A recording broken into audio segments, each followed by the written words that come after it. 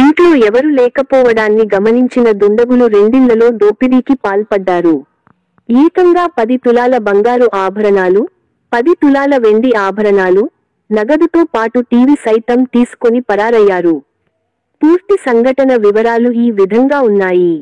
బాల్కొండ మండల కేంద్రంలో శనివారం రాత్రి 2 ఇండ్లలో దుండగులు చోరీకి పాల్పడ్డారు.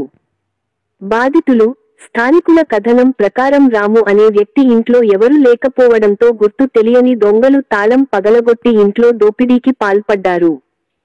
సుమారు 10 తులాల బంగారు ఆభరణాలు, 10 తులాల వెండి ఆభరణాలతో పాటు టీవీ సైతం ఎత్తుకొని పరారయ్యారు. ఇదిలా ఉండగా నర్సాగౌడ్ ఇంట్లో కూడా చొరబడి అందిన వస్తువులు ఎత్తుకుపోయారు.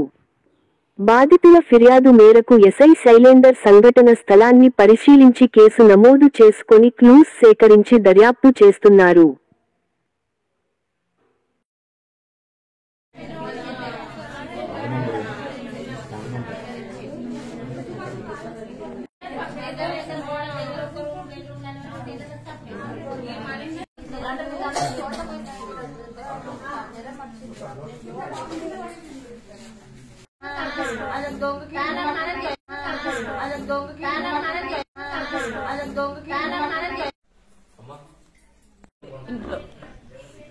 ఎండి ఎంత ఎండి 3 రోజుల నుంచి